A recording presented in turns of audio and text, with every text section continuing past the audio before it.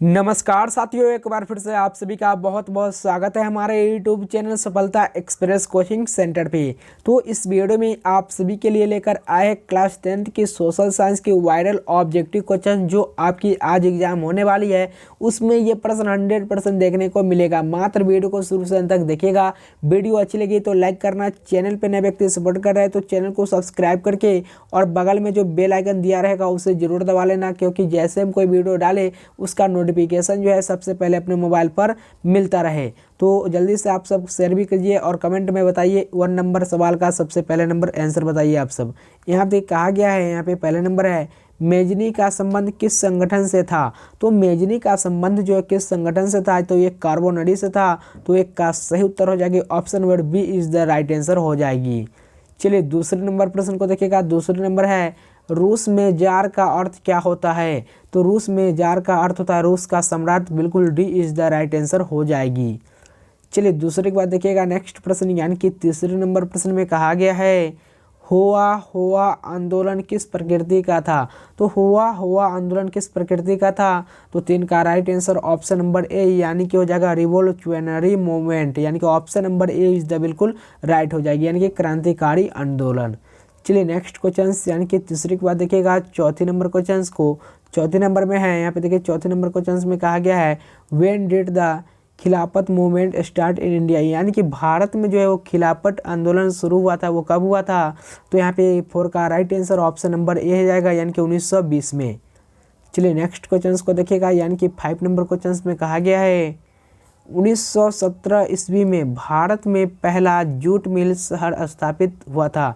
तो 1917 ईस्वी में भारत में पहला जूट मिल जो शहर स्थापित हुआ था वो कहाँ पे हुआ था। तो ये कोलकाता में हुआ था। कहाँ पे हुआ था, कोलकाता में। तो ऑप्शन नंबर क्या हो जाएगी, ए इज़ द बिल्कुल राइट आंसर हो जाएगी। चलिए तो पाँचवीं के बाद नेक्स्ट यानी कि छठी नंबर प्रश्न को देखिएगा। छठी नंबर में है पूंजीपति वर्ग के द्वारा किस वर्ग का शोषण हुआ है।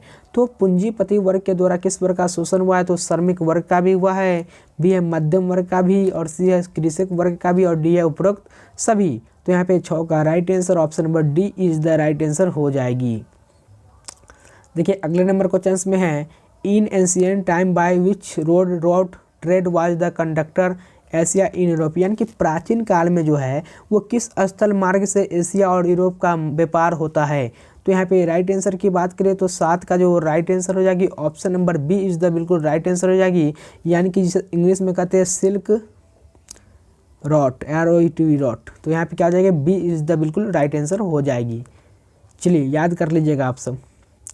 तो जो भी स्टूडेंट अभी तक वीडियो को लाइक नहीं किए तो प्लीज़ आपसे छोटा सा रिक्वेस्ट है, प्लीज़ वीडियो को लाइक कर दे और शेयर भी कर दे, क्योंकि बहुत सारे स्टूडेंट का जो है वो फ़ायदा मिल सके हमारे यूट्यूब चैनल सफलता एक्सप्रेस कोचिंग सेंटर से।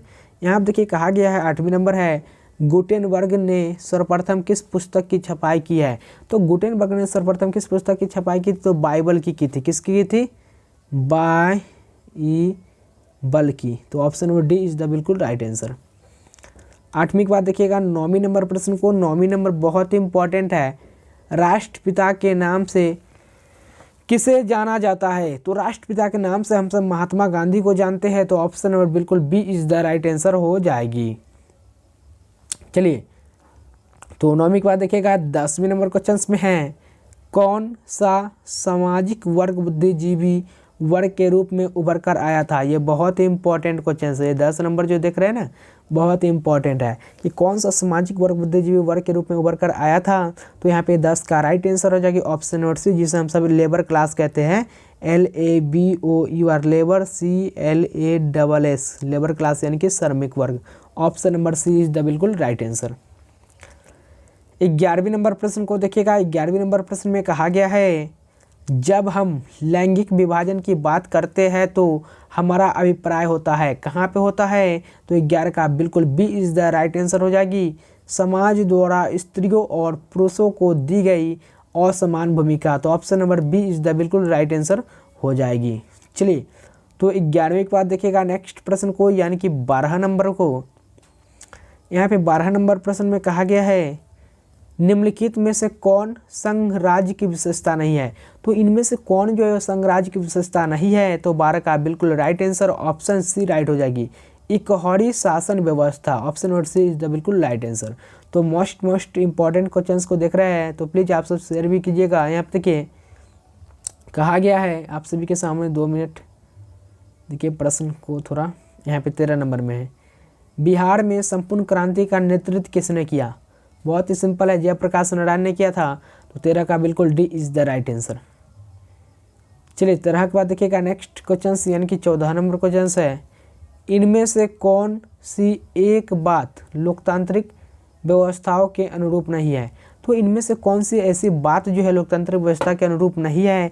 तो 14 का सही उत्तर हो जाएगी ऑप्शन नंबर यहाँ पे डी, यानी कि बहुसंख्यकों का शासन व्यवस्था। चलिए 14 के बाद देखिएगा नेक्स्ट यानी कि 15 नंबर को, 15 नंबर क्वेश्चन में कहा गया है भारत एक लोकतांत्रिक राज्य है, सही बात है, निम्नलिखित में से किसमें यह घोषणा की गई थी? तो ये किसमें घोषणा की गई थी, क्या आप इसका उत्तर बता सकते हैं? तो ये जो घोषणा की गई थी ये प्रीएम्बल में की गई थी, प्रीएम्बल, PREAMBLE। तो यहाँ प्रीएम्बल का मतलब होता है प्रस्तावना, आप सब हिंदी नहीं मालूम होगा तो आप सब लिख लीजिएगा, क्या होता है आंसर? प्रस्तावना होता है। तो बिल्कुल क्या हो जाएगी right answer? Option A right हो जाएगी। चलिए देखिएगा नेक्स्ट क्वेश्चन यानी कि 16 नंबर को, 16 नंबर में है किस लोकसभा चुनाव के बाद महिलाओं की भागीदारी 10% से अधिक हो गई थी? तो जब 15वीं लोकसभा हुई थी, 15वीं लोकसभा, उस समय जो है वो महिलाओं की 10% अधिक हो गई थी। तो यहाँ पे राइट आंसर हो जाएगी option number B is the बिल्कुल राइट आंसर। चलिए 16 के बाद देखिएगा नेक्स्ट क्वेश्चन यानी कि 17 नंबर क्वेश्चन में कहा गया है, देखिए यहाँ पे निम्नलिखित में से कौन राष्ट्रीय दल है? तो इनमें से कौन है राष्ट्रीय दल? तो 17 का बिल्कुल राइट आंसर ऑप्शन डी हो जाएगा, भारतीय जनता पार्टी। चलिए 17 के बाद देखिएगा नेक्स्ट यानी कि 18 नंबर है, लोकतंत्र का प्राण किसे कहा गया है? क्या इसका उत्तर आप बता सकते हैं? तो लोकतंत्र का प्राण जो कहा जाता है वो राजनीतिक दल को कहा जाता है। तो 18 का ए इज द बिल्कुल राइट आंसर हो जाएगी। 18 के बाद देखिएगा नेक्स्ट यानी कि 19 नंबर है, भारत में संघ एवं राज्यों के बीच अधिकारों का विभाजन कितनी सूचियाँ में हुआ है? तो ये बिल्कुल 3 सूचियाँ में हुआ है। कितने सूचियाँ में? 3, ऑप्शन नंबर यहाँ पे ए राइट हो जाएगी। चलिए 19 के बाद देखिएगा नेक्स्ट यानी कि 20 नंबर क्वेश्चन को, 20 नंबर क्वेश्चन में कहा गया है who among the following was not against colour discrimination, यानी कि कहने का मतलब कि इनमें निम्नलिखित में कौन लोकतंत्र में रंग भेद के विरोधी जो थे वो नहीं थे? तो यहाँ पे राइट आंसर हो जाएगी ऑप्शन नंबर डी, क्या हो जाएगी? D is the right answer हो जाएगी। जेड गुडी जो थे वो नहीं थे। चलिए तो अगले नंबर क्वेश्चन को देखिएगा नेक्स्ट यानी कि 20 के बाद 21 नंबर क्वेश्चन को, 21 नंबर क्वेश्चन में कहा गया है सासाराम नगर का विकास हुआ था तो कौन सा युग में हुआ था? तो यहाँ पे 21 का राइट आंसर ऑप्शन ए हो जाएगा मध्य युग में। कौन सा युग में? मध्य युग में। चलिए तो अगले नंबर क्वेश्चन को देखिएगा 21 के बाद देखिए 22 नंबर क्वेश्चन को, 22 नंबर है अविभाजित बिहार में निम्नलिखित में कौन एकमात्र नियोजन नगर था? तो कौन था? जमशेदपुर। तो 22 का राइट आंसर क्या हो जाएगी? Option number C is the बिल्कुल राइट आंसर। चलिए 22 के बाद 23 नंबर क्वेश्चन को देखिएगा, पटना हवाई अड्डा का क्या नाम है? तो पटना हवाई अड्डे का क्या नाम है? तो 23 का राइट आंसर ऑप्शन सी हो जाएगा, 23 का आंसर हो जाएगा ऑप्शन नंबर ए, क्या हो जाएगी? ए, जयप्रकाश अंतर्राष्ट्रीय हवाई पतन कहा जाता है। क्या कहा जाता है? पटना हवाई अड्डा का नाम क्या है? जयप्रकाश अंतर्राष्ट्रीय हवाई पतन। चलिए तो अगले नंबर प्रश्न की ओर बढ़ते हैं।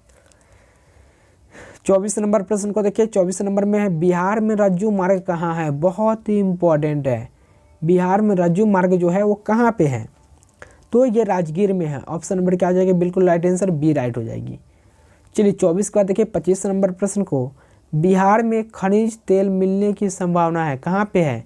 तो यहाँ पे 25 का राइट आंसर ऑप्शन ए हो जाएगा, हिमालय क्षेत्र में। कहाँ पे है?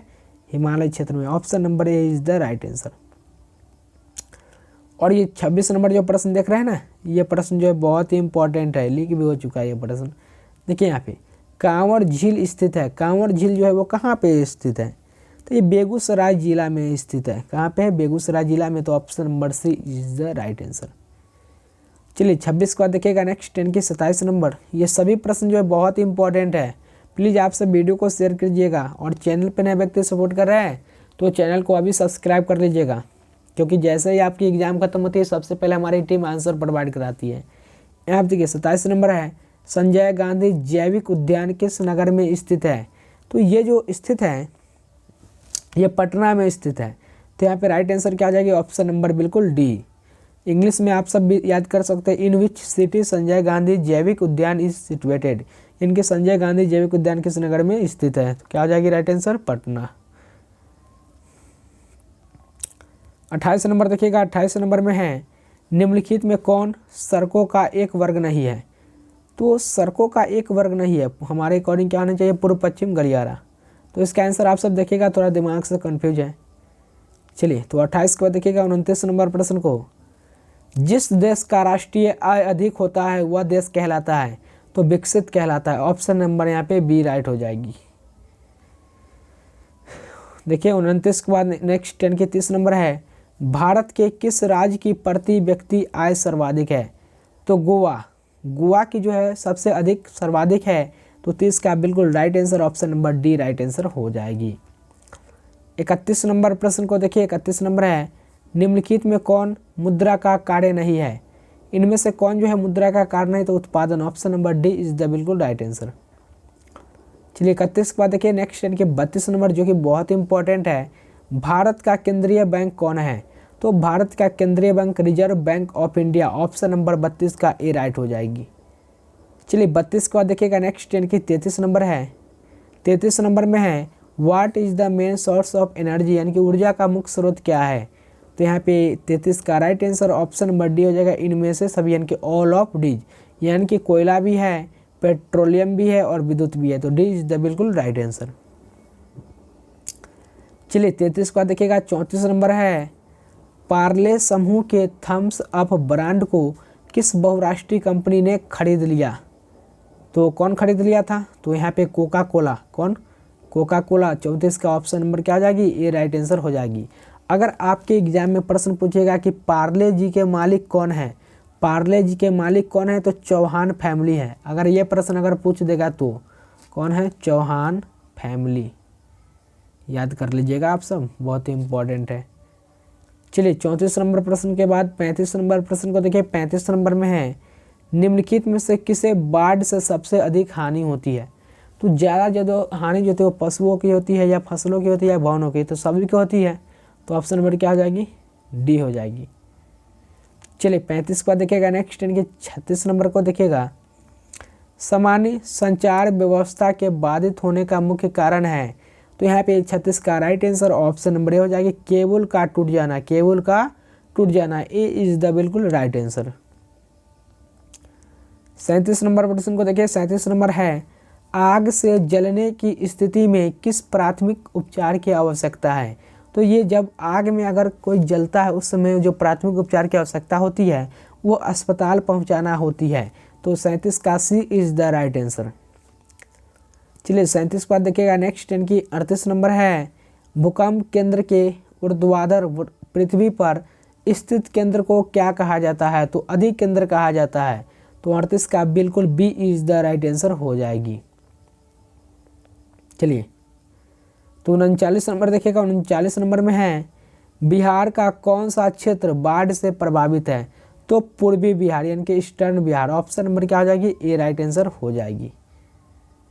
चलिए 39 के बाद 40 नंबर देखिएगा, निम्नलिखित में कौन मानव जनित आपदा है? इसका आंसर आप सभी को कमेंट बॉक्स के माध्यम से कमेंट करके बताना है, कौन है इनमें से मानव जनित आपदा। तो मेरे प्यारे साथियों, इस क्लास में हम आप सभी के लिए कुल 40 वायरल ऑब्जेक्टिव क्वेश्चन था जो हम आप सभी को करवा दिए थे। कल सुबह में आपसे हम फिर मिलते हैं अगले नंबर वीडियो के लिए। आप सब चैनल को सब्सक्राइब कर लीजिए। चलिए बिना टाइम पास न करते हुए आज के इस क्लास को समाप्त करते हैं। थैंक्स फॉर वॉचिंग वीडियो देखने के लिए आप सभी का बहुत बहुत धन्यवाद।